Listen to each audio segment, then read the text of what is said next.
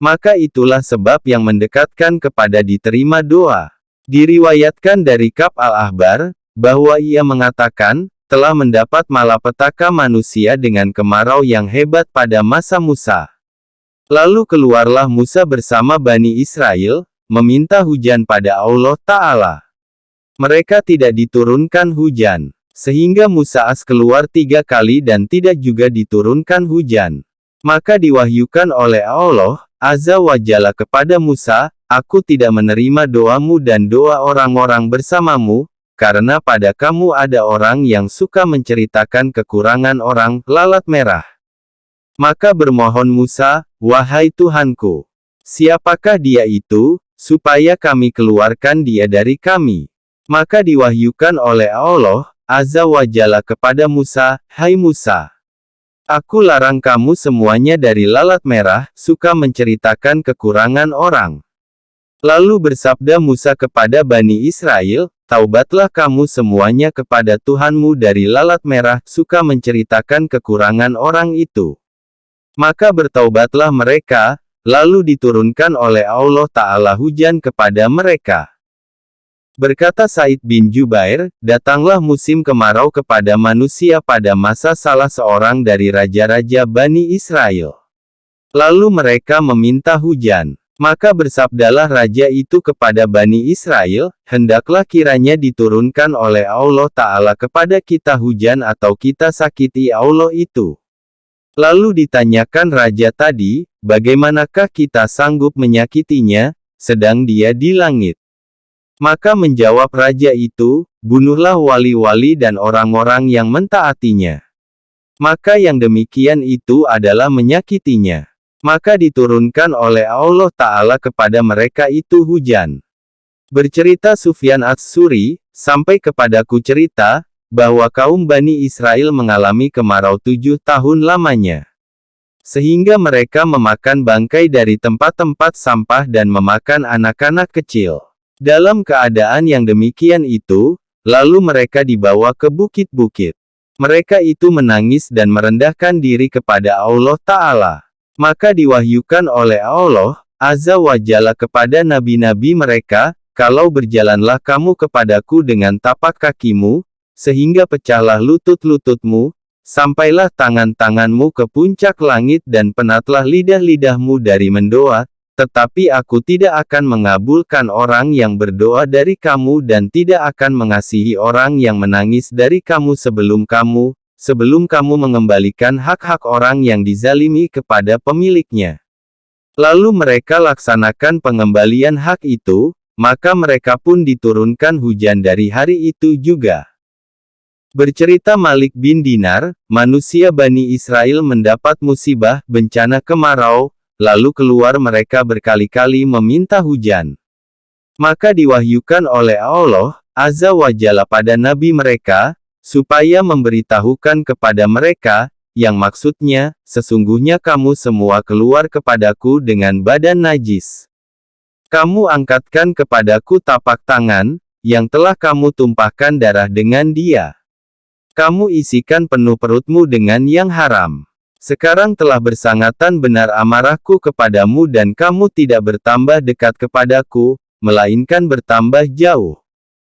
Berkata Abu Siddiq An-Naji, Nabi Sulaiman keluar berdoa meminta hujan.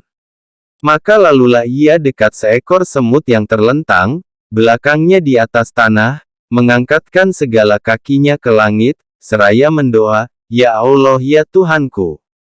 Sesungguhnya kami adalah suatu makhluk dari makhlukmu dan tiada merasa cukup tanpa rezeki yang kamu berikan. Maka janganlah engkau binasakan kami dengan dosa yang diperbuat oleh selain kami. Maka bersabda Sulaiman kepada rombongannya, pulanglah. Sesungguhnya kamu telah diberikan hujan dengan doa dari selain kamu. Berkata Al-Auza'i, serombongan manusia keluar meminta hujan istisqa. Maka bangunlah dalam rombongan mereka, Bilal bin Sa'ad. Lalu memujikan Allah Ta'ala dan menyanjungnya. Kemudian berkata, wahai rombongan orang yang telah hadir. Tidaklah kamu mengaku kepada Allah Ta'ala dengan perbuatan jahat. Lalu mereka itu menjawab, Ya Allah Tuhanku. Benar. Maka berdoa Bilal bin Sa'ad, "Ya Allah Tuhanku, sesungguhnya kami telah mendengar Engkau berfirman, tidak ada jalan terhadap orang-orang yang berbuat kebaikan untuk menyalahkannya. Kami telah mengaku, berbuat kejahatan, maka adakah pengampunan Engkau, selain kepada orang-orang yang seperti kami? Wahai Allah Tuhanku, ampunilah kami, kasihanilah kami dan turunkanlah kepada kami hujan." Maka Bilal mengangkatkan kedua tangannya dan orang banyak pun mengangkatkan tangannya. Maka turunlah hujan kepada mereka. Dikatakan kepada Malik bin Dinar, "Doakanlah pada Tuhanmu bagi kami." Maka menjawab Malik, "Sesungguhnya kamu memperlambatkan turunnya hujan dan aku memperlambatkan pencegahannya." Diriwayatkan, bahwa Isa keluar meminta hujan. Maka tatkala mereka itu telah bosan, lalu bersabda Isa, "Siapa dari kamu yang berbuat dosa, pulanglah." Maka pulanglah mereka itu semuanya dan tak ada yang tinggal bersama Isa pada lapangan yang kering itu, selain seorang saja. Lalu bersabda Isa kepadanya, "Adakah engkau berdosa?" Maka menjawab orang yang seorang itu, "Demi Allah, aku tak tahu sedikit pun bahwa aku berdosa, kecuali pada suatu hari aku mengerjakan sholat, maka lalulah dekatku seorang wanita. Lalu aku menoleh kepadanya dengan mataku ini. Sewaktu wanita itu melintasi aku, maka aku masukkan jariku ke dalam mataku, kemudian aku tarikkan kembali dan aku ikuti lagi wanita itu dengan mataku." Maka bersabda Isa kepadanya, "Berdoalah kepada Allah, supaya aku membaca, amin, kepada doamu." Diterangkan, bahwa orang itu lalu mendoa, maka menampaklah awan hitam ke langit, kemudian langit itu mencurahkan hujan. Mereka pun memperoleh air. Berkata Yahya Al-Ghasani, telah ditimpakan kemarau kepada manusia pada masa Daud. Maka mereka memilih 3 orang dari ulamanya, lalu keluar meminta hujan untuk mereka. Berdoa seorang dari yang 3 itu, "Ya Allah Tuhanku, sesungguhnya Engkau telah menurunkan dalam Taurat Engkau, bahwa kami memaafkan orang yang berbuat kezaliman kepada kami. Ya Allah Tuhanku, sesungguhnya kami telah berbuat kezaliman terhadap diri kami sendiri, maka maafkanlah kami." Berdoa ulama yang kedua, "Ya Allah Tuhanku, sesungguhnya telah Engkau turunkan dalam Taurat Engkau, bahwa kami memerdekakan budak-budak kami. Wahai Allah Tuhanku, sesungguhnya kami adalah budak Engkau, maka merdekakanlah kami." Berdoa ulama yang ketiga, "Wahai Allah Tuhanku, sesungguhnya telah Engkau turunkan dalam Taurat Engkau, bahwa tidaklah kami menolak orang-orang miskin apabila mereka berdiri di pintu-pintu kami, wahai Allah Tuhanku. Sesungguhnya kami adalah orang-orang miskin Engkau, kami berdiri di pintu Engkau. Maka janganlah Engkau tolak doa kami." Maka hujan pun diturunkan kepada mereka. Berkata Atta As-Salmi, "Kami tidak diberikan hujan, lalu kami keluar meminta hujan. Tiba-tiba kami bertemu dengan Sa'dun Gila Al-Majnun di perkuburan. Maka ia melihat kepadaku, seraya berkata, 'Hai, Atta, adakah ini hari kebangkitan atau dikumpulkan apa yang dalam kubur?' Maka aku menjawab, 'Tidak. Hanya kami tidak diturunkan hujan, maka kami keluar meminta hujan.' Lalu bertanya Sa'dun Gila, 'Dengan hati bumi atau dengan hati langit?' Aku menjawab, 'Dengan hati langit.' Maka menyambung Sa'dun, 'Amat jauh itu, hai Atta. Katakanlah kepada orang-orang yang takabur itu, janganlah kamu takabur. Karena yang mengecam itu melihat.' Kemudian ia menoleh ke langit dengan matanya, seraya mendoa, 'Wahai Tuhanku, yang mengaturku dan yang memerintahkanku. Janganlah Engkau binasakan negeri Engkau disebabkan dosa hamba Engkau. Tetapi dengan rahasia yang tersembunyi dari nama-nama Engkau dan apa yang disembunyikan oleh hijab-hijab dari segala rahmat Engkau, tidaklah lain, melainkan kiranya Engkau sirami kami dengan air yang banyak membanjir, yang hiduplah hamba-hambamu dengan air itu dan yang menghilangkan kehausan negeri dengan dia. Wahai kiranya yang maha kuasa atas segala sesuatu. Berkata Atta, seterusnya, maka belum lagi habis kata-kata itu diucapkan, lalu mengguruhlah langit dan kilat sambung menyambung dan turunlah hujan, seperti dicurahkan dari langit. Maka Sa'dun berpaling, seraya bermadah. Beroleh kemenangan orang zahid dan abid, mereka melaparkan perut karena Tuhannya. Tidak menidurkan mata yang sakit karena cinta, maka lalulah malam, sedang mereka berjaga-jaga. Disibukkan mereka oleh ibadah kepada Allah Ta'ala, sampai orang menyangka, di antara mereka ada yang gila. Berkata Ibnul Mubarak, aku datang ke Madinah pada tahun kemarau benar. Maka keluarlah manusia meminta hujan. Lalu aku pun keluar bersama mereka. Tiba-tiba datanglah seorang budak hitam, dengan memakai 2 helai kain kasar. Dia bersarung dengan yang sehelai dan yang sehelai lagi diletakkannya di atas bahunya. Ia duduk dekatku, maka aku dengar ia mendoa, wahai Tuhanku. Adakah engkau jadikan segala wajah, yang banyak dosa dan perbuatan jahat pada sisimu? Telah engkau tahan hujan dari langit untuk engkau ajarkan hambamu dengan yang demikian. Maka aku bermohon pada engkau, wahai yang maha penyantun, yang mempunyai belas kasihan. Wahai yang tidak dikenal hamba daripadanya selain kebaikan. Kiranya menurunkan hujan kepada mereka, jam demi jam. Maka terus-meneruslah budak hitam itu mengucapkan, jam demi jam, sehingga langit berpakaian dengan mendung dan turunlah hujan dari segala penjuru. Berkata Ibnul Mubarak, aku pergi kepada Al-Futlel, maka ia bertanya, mengapakah aku melihat engkau susah? Lalu aku menjawab, ada suatu hal yang telah dialami oleh orang lain, lebih dahulu dari kami. Maka dapat diatasinya, tetapi kami tidak. Lalu aku ceritakan kepadanya cerita itu. Maka berteriaklah Al-Futlel, seraya jatuh pingsan. Diriwayatkan, bahwa Umar bin Al-Khattab meminta hujan dengan Abbas. Sewaktu Umar telah selesai dari doanya, lalu mendoa Abbas, ya Allah ya Tuhanku. Sesungguhnya tidaklah turun bencana dari langit, selain disebabkan dosa. Dan dosa itu tidak akan hilang, selain dengan taubat. Dan orang banyak telah menghadapkan wajahnya kepada engkau, disebabkan aku, karena kedudukanku dari Nabi engkau Shallallahu Alaihi Wasallam. Inilah tangan kami angkatkan kepada engkau dengan segala dosa dan kami telah nasihat menasehati sesama kami dengan taubat. Engkaulah penggembala, yang tidak menyia-nyiakan yang telah hilang dan tidak meninggalkan yang sudah pecah di rumah yang disia-siakan.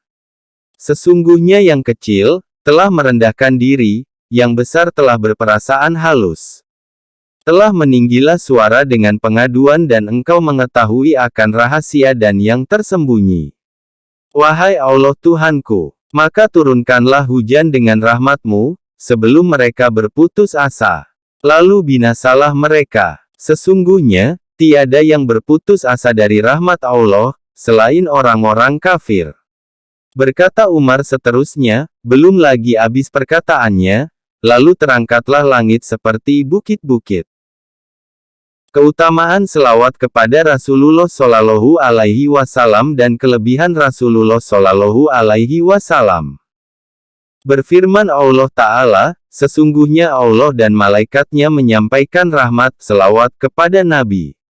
Hai orang-orang yang beriman, hendaklah kamu menyampaikan selawat rahmat dan salam kepadanya dengan sepenuh kehormatan.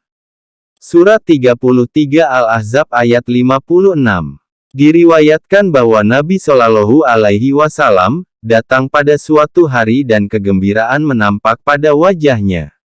Lalu Nabi Shallallahu Alaihi Wasallam bersabda, sesungguhnya datang kepadaku Jibril seraya berkata, apakah tak rela engkau, wahai Muhammad, bahwa tidak mengucapkan satu selawat rahmat oleh seseorang dari umat engkau kepada engkau, melainkan aku berdoa, meminta rahmat kepadanya 10 kali.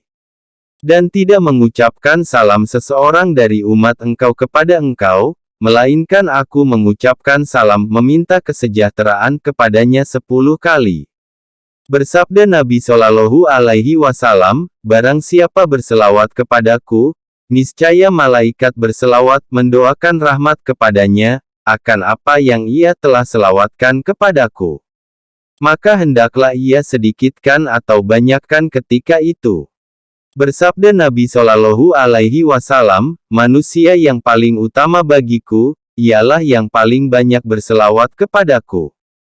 Bersabda Nabi, cukuplah kikir seorang mumin, bahwa disebutkan aku padanya, maka ia tidak berselawat kepadaku.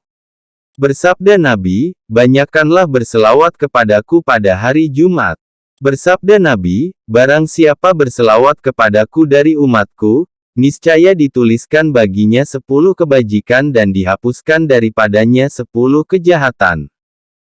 Bersabda Nabi, barang siapa membaca, ketika mendengar azan dan iqomah, Allahumma rabbahat sihidawati tammati wash salatil qaimah, Sali, ala Muhammadin, abdika wa rasulik.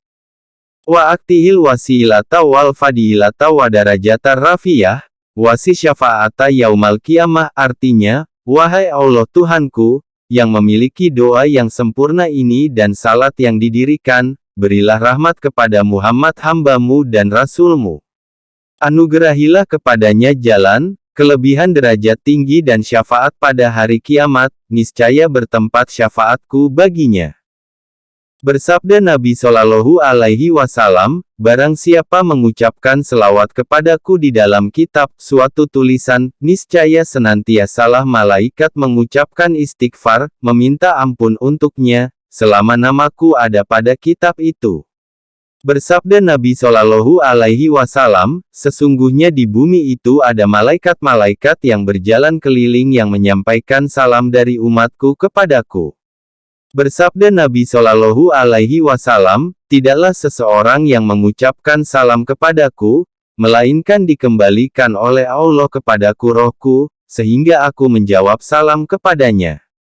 Ditanyakan kepada Nabi Shallallahu Alaihi Wasallam, wahai Rasulullah, bagaimanakah kami berselawat kepadamu? Menjawab Nabi Shallallahu Alaihi Wasallam, bacalah, Allahumma salli, ala Muhammadin, abdika wa, ala alihi wa aswajihi wa zuriyatihi kama salaita Ibrahim wa alihi Ibrahim, wa barik, ala Muhammadin wa aswajihi wa zuriyatihi, kama barakta, ala Ibrahim wa alihi Ibrahim, innaka hamidum majid.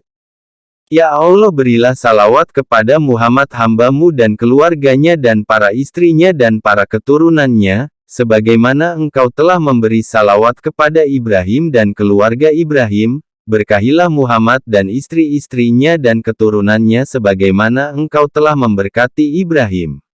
Sesungguhnya Engkau Maha Terpuji lagi Maha Mulia. Diriwayatkan, bahwa Umar bin Al-Khattab terdengar menangis setelah wafat Rasulullah Shallallahu Alaihi Wasallam, seraya mengatakan, demi ibu bapakku, wahai Rasulullah, sesungguhnya adalah suatu yang baru lagi mulia agama Islam, engkau berpidato di hadapan manusia untuk yang baru itu. Tatkala manusia bertambah banyak, engkau ambil mimbar untuk engkau perdengarkan kepada mereka. Maka amat sedihlah yang baru itu berpisah dengan engkau, sehingga engkau letakkan tangan engkau di atasnya, maka barulah ia tentram. Umatmu adalah lebih utama merindukan engkau, karena engkau berpisah dengan mereka. Demi ibu bapakku, wahai Rasulullah, sesungguhnya telah sampai kelebihan engkau pada sisi Allah, bahwa dijadikannya taat kepada engkau akan taat kepada Allah. Berfirman Allah, Azza wa Jalla, barang siapa mentaati Rasul itu, sesungguhnya dia telah mentaati Allah. Surat 4 An-Nisa, ayat 80. Demi ibu bapakku, wahai Rasulullah, sesungguhnya telah sampai kelebihan engkau pada sisi Allah, dengan dikabarkannya kepada engkau akan dimaafkannya engkau, sebelum ia mengabarkan kepada engkau dengan dosa. Maka berfirman Allah yang Maha Tinggi, telah dimaafkan Allah engkau. Mengapa engkau izinkan mereka tinggal? Surat 9 At-Taubah ayat 43. Demi ibu bapakku, wahai Rasulullah. Sesungguhnya telah sampai kelebihan engkau pada sisi Allah, bahwa diutuskannya engkau penghabisan dari nabi-nabi dan disebutkannya engkau pada permulaan dari nabi-nabi itu. Berfirman Allah, Azza wa Jalla, dan ingatlah ketika kami mengambil perjanjian dari nabi-nabi dan dari engkau, Muhammad, dari Nuh, Ibrahim, Musa dan Isa anak Maryam dan kami ambil dari mereka perjanjian yang sungguh-sungguh. Surat 33 Al-Ahzab ayat 7. Demi ibu bapakku, wahai Rasulullah, sesungguhnya telah sampai kelebihan engkau pada sisinya, bahwa penduduk neraka itu ingin mentaati engkau, sedang mereka adalah diazabkan di antara lapisan-lapisan neraka. Mereka mengatakan, wahai, alangkah baik kiranya hendaknya kami patuh kepada Allah dan patuh kepada Rasul. Surat 33 Al-Ahzab ayat 66. Demi bapa dan ibuku, wahai Rasulullah, sungguh, adalah kalau Musa anak Imran, diberikan oleh Allah kepadanya batu, di mana, lalu terpancar-pancar daripadanya air laksana sungai. Maka apakah yang lebih menakjubkan lagi, dengan jari-jari engkau, di mana terbit daripadanya air. Diberi rahmat oleh Allah kiranya kepada engkau. Demi bapa dan ibuku, wahai Rasulullah, sesungguhnya adalah Sulaiman anak Daud, diberikan oleh Allah kepadanya angin, pagi-paginya sebulan dan sorenya sebulan. Maka apakah yang lebih menakjubkan lagi dari burak, di mana engkau diberangkatkan malam hari, diisrokan, di atas burak itu, ke langit ketujuh, kemudian engkau bersolat subuh dari malam engkau itu di Abtah. Diberi rahmat oleh Allah kiranya engkau. Demi bapa dan ibuku, wahai Rasulullah, sesungguhnya kalau adalah Isa anak Maryam, diberikan oleh Allah kepadanya, dapat menghidupkan kembali orang mati, maka apakah yang lebih menakjubkan lagi dari kambing yang diracuni, ketika ia berbicara dengan engkau, sedang ia sudah digoreng, di mana lengannya berkata kepada engkau, jangan engkau makan aku, karena aku beracun. Demi bapa dan ibuku, wahai Rasulullah, sesungguhnya telah berdoa Nuh terhadap kaumnya, dengan mengatakan, wahai Tuhanku, jangan engkau biarkan orang-orang yang bersalah itu bertempat tinggal di muka bumi. Surat 71 Nuh ayat 26. Dan kalaulah engkau berdoa terhadap kami seperti itu, niscaya binasalah kami semuanya. Maka sesungguhnya telah membungkuk belakang engkau, berdarah muka engkau dan hancur luluh sendi-sendi engkau, tetapi enggan engkau mengatakan, selain yang kebajikan. Lalu engkau berdoa, wahai Allah Tuhanku, ampunilah kaumku, sesungguhnya mereka tidak mengetahui. Demi bapa dan ibuku, wahai Rasulullah, sesungguhnya telah diikuti akan engkau di dalam kesedikitan umur engkau dan kependekan usia engkau, oleh apa yang tidak diikuti akan Nuh di dalam kebanyakan umurnya dan kepanjangan usianya. Sesungguhnya telah beriman kepada engkau, jumlah yang banyak. Dan tidak beriman kepada Nuh, selain dari jumlah yang sedikit. Demi bapa dan ibuku, wahai Rasulullah, jikalau tidaklah engkau mengambil teman duduk, selain yang sepadan bagi engkau, tentulah tidak engkau duduk-duduk dengan kami. Jikalau tidaklah engkau mengawini, selain yang sepadan dengan engkau, tentulah tidak engkau mengawini pada golongan kami. Dan jikalau tidaklah engkau mewakilkan, selain kepada orang yang sepadan bagi engkau, tentulah tidak engkau mewakilkan kepada kami. Maka sesungguhnya demi Allah engkau telah duduk-duduk bersama kami, kawin dengan golongan kami dan mewakilkan sesuatu kepada kami. Engkau pakai bulu, engkau kendarai keledai, engkau ikutkan orang di belakang engkau, engkau letakkan makanan engkau di atas lantai dan engkau mengambil makanan itu dengan jari-jari engkau, karena engkau merendahkan diri. Diberi rahmat dan kesejahteraan oleh Allah kepada engkau. Berkata sebagian mereka, adalah aku menuliskan hadis dan membacakan selawat kepada Nabi Shallallahu Alaihi Wasallam di dalamnya dan tidak membacakan salam. Maka aku bermimpi Nabi Shallallahu Alaihi Wasallam di dalam tidur, yang menanyakan kepadaku, mengapa tidak engkau sempurnakan selawat kepadaku dalam tulisanmu itu? Maka tidaklah aku tuliskan lagi sesudah itu, melainkan aku mengucapkan selawat dan salam kepadanya. Diriwayatkan dari Abil Hasan, yang mengatakan, aku bermimpi Nabi Shallallahu Alaihi Wasallam di dalam tidur, maka aku bertanya, wahai Rasulullah, dengan apa dibalasi Asy-Syafi'i, di mana ia mengatakan di dalam kitabnya, Ar-Risalah, diberi rahmat kiranya oleh Allah kepada Muhammad, setiap kali ia disebutkan oleh orang-orang yang menyebutkan dan dilupakan menyebutkannya oleh orang-orang yang melupakan. Maka menjawab Nabi Shallallahu Alaihi Wasallam, dibalasi dia dari pihakku, dengan tidak usah berdiri untuk hisab pada amalannya di hari kebangkitan. Kelebihan istighfar, memohonkan ampun. Berfirman Allah, Azza wa Jalla, dan orang-orang itu, apabila mengerjakan perbuatan keji atau menganiaya dirinya sendiri, mereka ingat kepada Allah, lalu memohon ampun kepadanya terhadap dosanya. Surat 3 Ali, Imran ayat 135. Berkata, Alqamah dan Al-Aswad, berkata Abdullah bin Mas'ud, dalam kitab Allah, Azza wa Jalla ada 2 ayat. Tidaklah berdosa seorang hamba akan sesuatu dosa, lalu dibacakannya kedua ayat itu dan dimintanya ampunan Allah, Azza wa Jalla, melainkan diampunkan oleh Allah Ta'ala baginya, yaitu ayat, dan orang-orang itu, apabila mengerjakan perbuatan keji atau menganiaya dirinya sendiri, mereka ingat kepada Allah, lalu memohon ampun kepadanya terhadap dosanya. Surat 3 Ali, Imran ayat 135. Firman Allah, Azza wa Jalla, barang siapa yang mengerjakan kejahatan atau menganiaya dirinya sendiri, kemudian itu dia meminta ampun kepada Allah, niscaya akan diperolehnya bahwa Allah itu Maha Pengampun dan Penyayang. Surat 4 An-Nisa, ayat 110.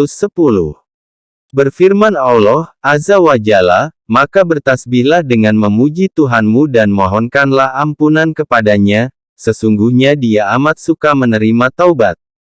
Surat 110 An-Nasr ayat 3. Berfirman Allah Ta'ala, dan orang-orang yang memohon ampunan kepada Allah pada akhir malam. Surat 3 Ali, Imran ayat 17. Adalah Nabi Shallallahu Alaihi Wasallam banyak mengucapkan, Maha suci Engkau, wahai Allah Tuhanku. Dan dengan pujian kepada Engkau, wahai Allah Tuhanku, ampunilah aku. Sesungguhnya Engkau amat suka menerima taubat dan pengasih. Bersabda Nabi Shallallahu Alaihi Wasallam, barang siapa membanyakkan istighfar, niscaya dijadikan oleh Allah, Azza wa Jalla baginya kelapangan dari tiap-tiap kesusahan dan jalan keluar dari tiap-tiap kesempitan. Dan dianugerahinya rezeki dari jalan yang tidak disangkanya. Bersabda Nabi Shallallahu Alaihi Wasallam, sesungguhnya aku memohonkan ampun, beristighfar kepada Allah Ta'ala dan bertaubat kepadanya sehari 70 kali. Ini, sedang Nabi Shallallahu Alaihi Wasallam itu telah diampunkan apa yang terdahulu dan yang terkemudian daripada dosanya. Bersabda Nabi Shallallahu Alaihi Wasallam, sesungguhnya kerinduan menutupi hatiku, sehingga aku memohonkan ampun kepada Allah Ta'ala, membaca istighfar tiap-tiap hari 100 kali. Bersabda Nabi Shallallahu Alaihi Wasallam, barang siapa membaca ketika meletakkan badannya di tempat tidur, Astagfirullahaladzim, Allazi la ilaha illahu al-hayyul qayyum, wa atuubu ilaihi, 3 kali aku minta ampun kepada Allah, yang tiada Tuhan selain Dia, yang hidup dan yang berdiri sendiri, dan aku bertaubat kepadanya, 3 kali, niscaya diampunkan oleh Allah segala dosanya, meskipun ada seperti buih lautan atau bilangan pasir yang berkumpul atau bilangan daun kayu atau bilangan hari dunia. Bersabda Nabi pada hadis lain, barang siapa membaca bacaan yang tersebut tadi, niscaya diampunkan segala dosanya, meskipun ia lari dari barisan perang perjuangan. Berkata Hudzaifah, adalah aku tajam lidah berkata kasar terhadap keluargaku, maka aku berkata kepada Rasulullah, "Wahai Rasulullah, sesungguhnya aku takut dimasukkan aku oleh lidahku ke dalam neraka." Maka menjawab Nabi Shallallahu Alaihi Wasallam, "Bagaimanakah engkau dengan membaca istighfar? Sesungguhnya aku meminta ampun kepada Allah, membaca istighfar sehari 100 kali." Berkata Aisyah, bersabda kepadaku Rasulullah Sallallahu Alaihi Wasallam, "Jika engkau berbuat dosa, maka minta ampunlah kepada Allah dan taubatlah kepadanya. Sesungguhnya taubat dari dosa itu, ialah menyesal dan membaca istighfar." Adalah Nabi Shallallahu Alaihi Wasallam membaca dalam istighfar, "Wahai Allah Tuhanku, ampunilah kesalahanku, kebodohanku, keroyalanku dalam urusanku dan apa yang engkau lebih mengetahuinya daripada aku.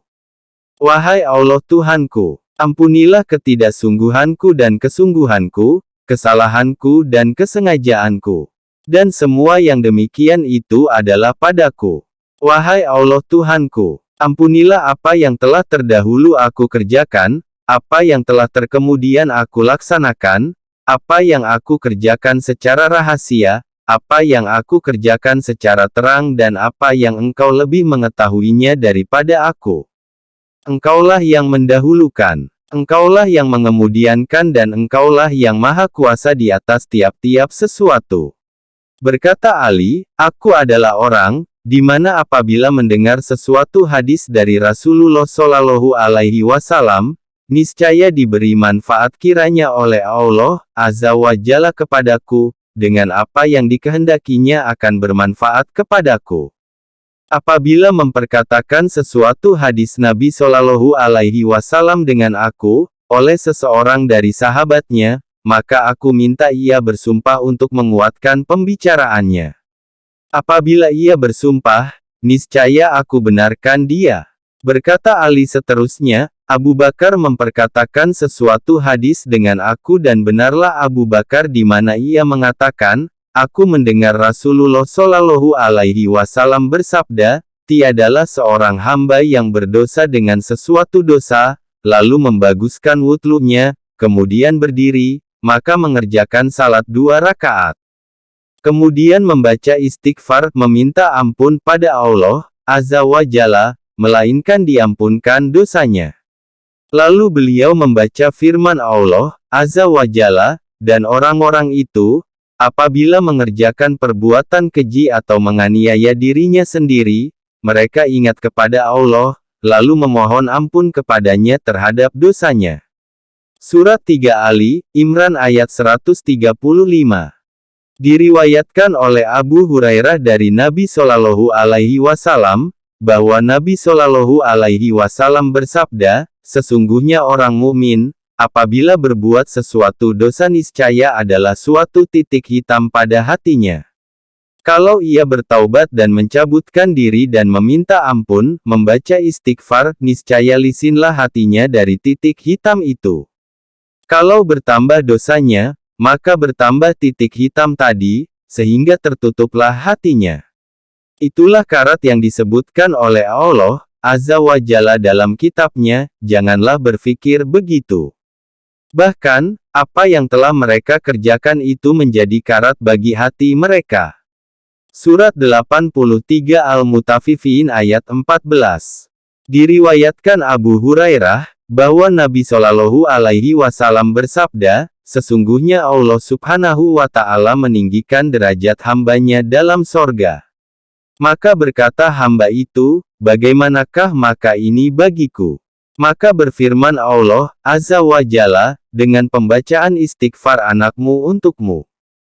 Diriwayatkan Aisyah bahwa Nabi Shallallahu Alaihi Wasallam membaca doa, yang maksudnya, "Wahai Allah Tuhanku, jadikanlah aku sebahagian dari mereka, di mana mereka apabila berbuat baik, merasa gembira dan apabila berbuat jahat, meminta ampun, membaca istighfar." Bersabda Nabi Shallallahu Alaihi Wasallam, apabila berbuat dosa hamba dengan sesuatu dosa lalu membaca, "Wahai Allah Tuhanku, ampunilah dosaku," maka berfirman Allah Azza wa Jalla, "Telah berdosa hambaku dengan suatu dosa," maka diketahuinya, bahwa ia mempunyai Tuhan, yang menyiksakan dengan dosa dan mengampunkan dosa. Wahai hambaku, berbuatlah apa yang engkau kehendaki. Maka sesungguhnya aku telah mengampunkan dosa engkau. Bersabda Nabi Shallallahu Alaihi Wasallam, tiada kekal di dalam dosa, orang yang mengucapkan istighfar, meskipun ia kembali dalam sehari 70 kali. Bersabda Nabi Shallallahu Alaihi Wasallam, bahwa seseorang yang tidak pernah sekali juga berbuat kebajikan, yang memandang ke langit lalu mengucapkan, bahwa aku mempunyai Tuhan. Wahai Tuhanku, ampunilah dosaku. Maka berfirman Allah, Azza wa Jalla, telah kuampunkan dosamu. Bersabda Nabi Shallallahu Alaihi Wasallam, barang siapa berbuat suatu dosa, maka ia mengetahui bahwa Allah telah melihatnya, niscaya diampunkan dosanya, walaupun ia tidak meminta ampun. Bersabda Nabi Shallallahu Alaihi Wasallam, berfirman Allah Ta'ala, hai hambaku, semua kamu berdosa, kecuali orang yang telah aku maafkan. Maka minta ampunlah kepadaku, niscaya aku ampunkan dosamu. Dan siapa yang mengetahui, bahwa aku mempunyai kekuasaan untuk mengampunkan dosanya, niscaya ia aku ampunkan dan tiada aku hiraukan yang lain. Bersabda Nabi, barang siapa membaca, Maha Suci Engkau. Aku telah menganiaya diriku sendiri dan aku telah berbuat kejahatan. Maka ampunilah dosaku dan sesungguhnya tiada yang mengampunkan dosa, selain Engkau, niscaya aku ampunkan segala dosanya, walaupun dosa itu seperti tempat berjalan semut adanya. Diriwayatkan, bahwa istighfar yang lebih utama, ialah, wahai Allah Tuhanku. Engkau Tuhanku dan aku hambamu. Engkau jadikan aku dan aku di atas janjimu dan perjanjianmu, menurut kesanggupanku. Aku berlindung dengan engkau dari kejahatan yang aku perbuat. Aku mengakui bagimu dengan kenikmatanmu kepadaku dan aku mengakui atas diriku dengan dosaku. Maka sesungguhnya aku telah menganiaya diriku sendiri dan aku mengaku dengan kedosaanku. Maka ampunilah segala dosaku, apa yang telah aku kerjakan, yang dahulu dan yang kemudian daripadanya. Sesungguhnya tiadalah yang mengampunkan segala dosa, selain Engkau. Adapun Atsar, maka yaitu, berkata Khalid bin Ma'dan, berfirman Allah, Azza wa Jalla, yang terlebih sayang hambaku kepadaku, ialah, mereka yang sayang menyayangi dengan mencintai aku, yang terikat hatinya dengan masjid dan yang beristighfar pada waktu sahur. Mereka itu, apabila aku berkehendak menyiksakan penduduk bumi, lalu aku ingat kepada mereka. Maka kutinggalkan mereka dan kusingkirkan siksaan dari mereka. Berkata Qatadah, Al-Quran itu menunjukkan kamu kepada penyakit dan obat kamu. Adapun penyakit kamu, ialah dosa dan obat kamu, ialah istighfar. Berkata Ali dimuliakan Allah akan wajahnya, kebanggaan diri itu, adalah dari orang yang akan binasa dan bersamanya ada yang melepaskannya. Lalu orang bertanya kepadanya, apakah yang melepaskannya itu? Ali menjawab, al-istighfar, aku minta ampun kepada Allah yang Maha Agung. Dan Ali berkata lagi, tiadalah diilhamkan Allah Subhanahu wa Ta'ala kepada seseorang hamba akan istighfar, di mana ia berkehendak mengazabkannya. Berkata Al-Futlel, perkataan seorang hamba, astagfirullah, penafsirannya, ialah, kurangkanlah dosaku. Berkata setengah ulama, hamba itu diantara dosa dan nikmat. Tiada diperbaiki keduanya, selain oleh pujian kepada Allah Ta'ala dan istighfar. Berkata Ar-Rabi bin Haytham, janganlah diucapkan oleh seseorang kamu, aku minta ampun kepada Allah dan aku bertaubat kepadanya. Karena itu adalah dosa dan bohong, jika tidak dikerjakan. Tetapi hendaklah diucapkan, wahai Allah Tuhanku, ampunilah dosaku dan terimalah taubatku. Berkata Al-Futlel Ra, al-istighfar tanpa mencabut diri dari dosa, adalah taubat orang-orang pendusta. Berkata Rabi'ah al-Adawiyah, istighfar kita memerlukan kepada banyak istighfar. Berkata setengah hukama, ahli hikmah, barang siapa